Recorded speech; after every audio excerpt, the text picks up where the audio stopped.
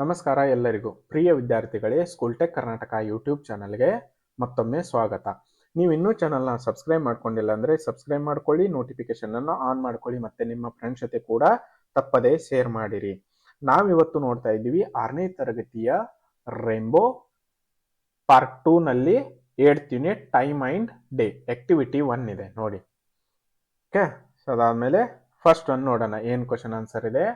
First one, how does one know it is night when there is a absolutely dark and the moon has risen? Then one should know it is a night. Okay, second one, how does one know it is afternoon when the sun is directly over our head? Then it is afternoon. Third one, which part of the day is called dawn? The morning part of the day is called as dawn. Okay, dawn, D-A-W-N, dawn. Fourth one, which part of the day is called dusk? The evening part of the day is called dusk. Okay. Fifth one, how is a clock useful to us? Clock tells us the time and we can do our work correctly. ಅದಾದ್ಮೇಲೆ sixth one ಇದೆ ನೋಡಿ. Write what you do every day during different parts of the day. State where you will be at the different times given below. Dawn ಅಂದ್ರೆ ಮುಂಜಾನೆ, DAWN. dusk ಅಂದ್ರೆ evening, night. ಅದಾದ್ಮೇಲೆ forenoon or afternoon. First one dawn ನಲ್ಲಿ get up, brush teeth, take bath, have breakfast. Okay, ಅದು dawn ನಲ್ಲಿ. Dusk ನಲ್ಲಿ return home ಅಂದ್ರೆ school ನಿಂದ ರಿಟರ್ನ್ ಬರ್ತೀರಾ. Do homework, worship God, play with friends, help mother in household work. Night ಅಲ್ಲಿ have dinner, watch television, go to bed. Forenoon or afternoon, have lunch, study in school, play with friends in school, participate in school activities. Okay, so ಅದಾದ್ಮೇಲೆ seventh one ಇದೆ. Make A table of your everyday routine, morning, afternoon, evening ಅಂತ ಇದೆ. ಆಯ್ತಾ, ನೋಡಿ ಇಲ್ಲಿ first one morning ಅಂತ ನೋಡೋಣ. I wake up early in the morning and wish parents. I brush my teeth, I drink milk, I take a bath, I get ready for school, I go to school. ಅದಾದ್ಮೇಲೆ afternoon, study in the school, participate in the classroom activities, play with my friends. ಅದೇ ರೀತಿ evening ನಲ್ಲಿ ಏನೇನಾಗುತ್ತೆ, leave school, reach home, wash my face, drink milk, play with friends, do homework, have dinner, go to bed. Okay, so ಇದಾಯ್ತು activity 2. Activity 2 ನಲ್ಲಿ ಏನಿದೆ, it's 7 o'clock. I wake up at 7 o'clock. Example ಕೊಟ್ಟಿದ್ದಾರೆ. Second one, it's 8 o'clock. I take Baat at 8 o'clock in the morning. Okay, so ಅದಾದ್ಮೇಲೆ it is 6:25.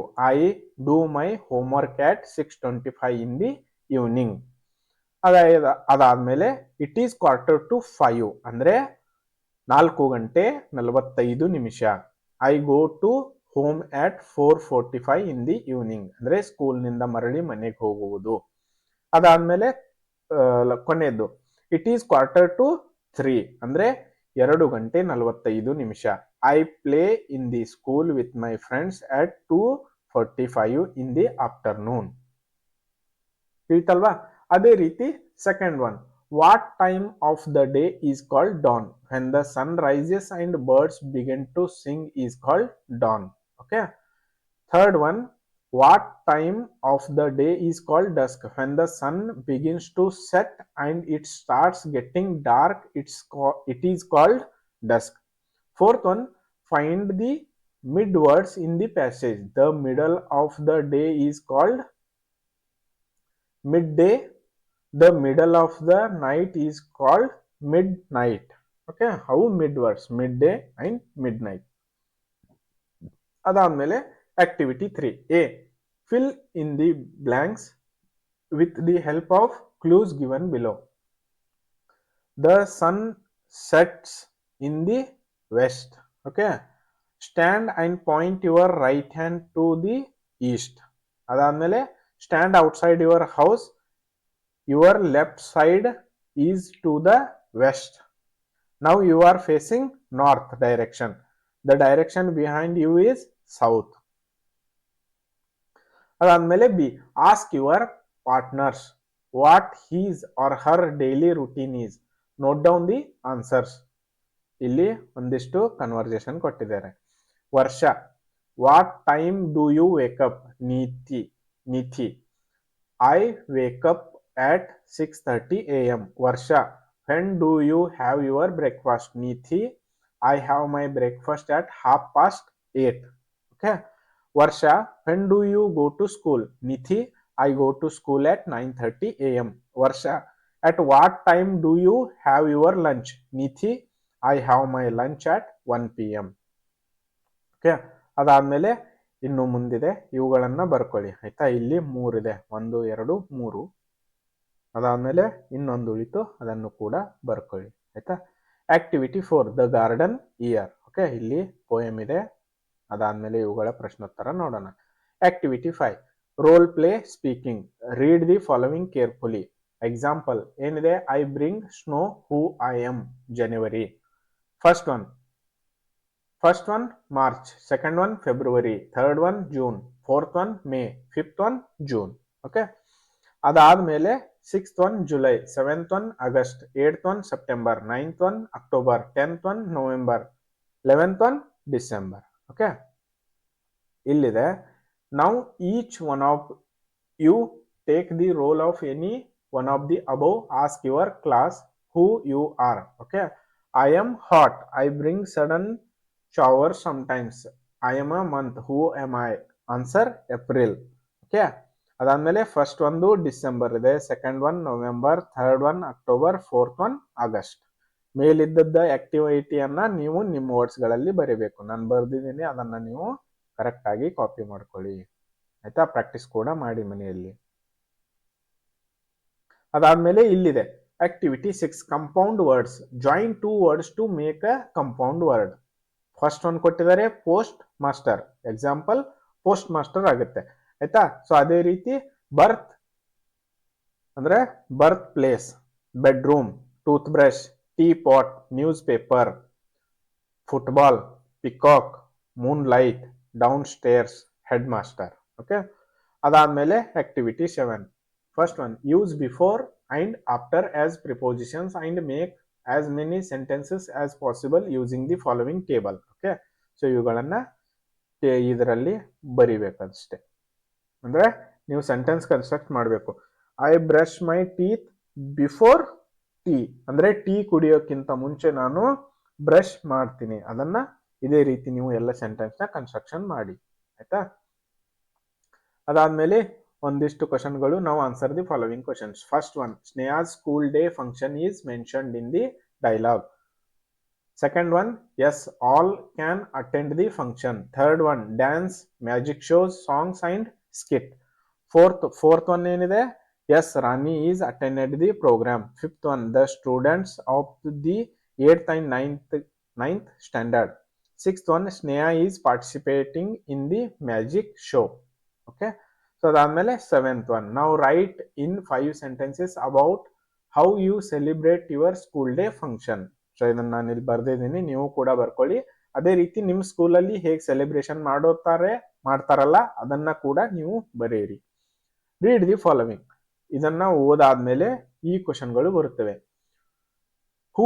First one, who do you think has given this advertisement? The footwear shopkeeper has given the advertisement. The advertisement is for sale of shoes. Third one, high special discount. Fourth one, tomorrow is the last day. Okay, second one ಏನಿದೆ? Write the past form of the following verbs. First one, go, went. Second one, remembered. Third one, wrote. Fourth one, caught. Fifth one, talked. Sixth one, ran. Seventh one, left. Eighth one, made. Ninth one, walked. 10th one, bought. 11th one, returned. 12th one, moved. 13th one, played. 14th one, chatted. 15th one, placed. 16th one, checked. 17th one, knew. 18th one, attended. Okay, so ಅದಾದ್ಮೇಲೆ write the opposite of the following words. Difficult, easy. First one ಆಯ್ತಾ. Second one, shallow, deep. Third one, strange, familiar. Fourth one, lazy, active. Okay, so ಅದಾದ್ಮೇಲೆ add en or an and complete the words. A, relevant. B, different. C, pollutant. Fourth one, elegant. Fifth one, vigilant. F, department. Okay, ENT ಬರುತ್ತೆ. Unit 9 ಇದೆ ನೋಡಿ, unit 9 read activity 1. Okay, so ಇಲ್ಲೊಂದಿಷ್ಟು ಕೊಟ್ಟಿದ್ದಾರೆ, ಅವುಗಳ ಆನ್ಸರ್ಗಳನ್ನು ನಾವು ಬರಿಬೇಕು. Complete the following. First one Monday, second one Thursday, third one Friday, fourth one Friday, fifth one the maximum temperature on Thursday 32 degree Celsius. Sixth one, the minimum temperature on Friday 15 degree centigrade. Okay, so ಅದಾದ್ಮೇಲೆ activity 2 ಇದೆ. Naming words, action words, descriptive words. ಈ paragraph ನಿಂದ ಇವುಗಳನ್ನ ಹುಡುಕಿ ಬರಿಬೇಕು. ಆಯ್ತಾ? Naming words ಯಾವುದು? Shefali, school, cycle, subjects. Homework, brother, games, sports. Teachers, harmonium, friends. Action words ಯಾವುದಿದೆ? Does, like, helps, goes, shows, participates, leaving, doing, play. Descriptive words, regular, 12 years, younger. Okay, so ಅದಾದ್ಮೇಲೆ activity 3 ಇದೆ, ಅಂದ್ರೆ match the column A with column B. ಆಯ್ತಾ? ನೋಡಿ, first one ಎಲ್ಲಿದೆ? ಇಲ್ಲಿದೆ ನೋಡಿ, to learn. Second one ಇಲ್ಲಿದೆ, third one, fourth, fifth, sixth, seventh. Okay, ಎಲ್ಲವೂ ಆದವು. ಸಾರಿ, ಓಕೆ, ಸೊ ಇಲ್ಲಿ ಇವೆಲ್ಲವೂ ಆದವು. ಅದಾದ್ಮೇಲೆ ಇನ್ನೇನು ಮಾಡ್ಬೇಕಂದ್ರೆ activity 4, correct the spelling in the following passage. No spelling mistakes. ಇಲ್ಲಿ ಯಾವುದು ಸ್ಪೆಲ್ಲಿಂಗ್ ಮಿಸ್ಟೇಕ್ ಇಲ್ಲ. ಈತಲ್ವಾ? ಸೊ ಅದೇ ರೀತಿ ಇಲ್ಲಿಗೆ ನಿಮ್ಮ 8th ಯೂನಿಟ್ ಕೂಡ ಮುಗೀತು. ಸೊ ನಾವು ನೆಕ್ಸ್ಟ್ ಕ್ಲಾಸಲ್ಲಿ ಮೈಕ್ರೋ ಟೆಸ್ಟ್ 4 ನೋಡೋಣ. ಅದಕ್ಕಿಂತ ಮುಂಚೆ ನೀವು ಸಬ್ಸ್ಕ್ರೈಬ್ ಮಾಡಿಕೊಂಡು ನೋಟಿಫಿಕೇಶನ್ ಅನ್ನು ಆನ್ ಮಾಡ್ಕೊಳ್ಳಿ. ಅದೇ ರೀತಿ ನಿಮ್ಮ ಫ್ರೆಂಡ್ಸ್ ಜೊತೆ ಕೂಡ ಶೇರ್ ಮಾಡಿರಿ. ವಿಡಿಯೋ ಇಷ್ಟವಾದಲ್ಲಿ ಲೈಕ್ ಮಾಡಿ, ಕಮೆಂಟ್ ಮಾಡಿ, ಹಾಗೂ ನಿಮ್ಮ ಫ್ರೆಂಡ್ಸ್ ಜೊತೆ ಕೂಡ ತಪ್ಪದೇ ಶೇರ್ ಮಾಡಿರಿ. ಮತ್ತೆ ನಾವು ನೆಕ್ಸ್ಟ್ ಕ್ಲಾಸಲ್ಲಿ ಭೇಟಿಯಾಗೋಣ.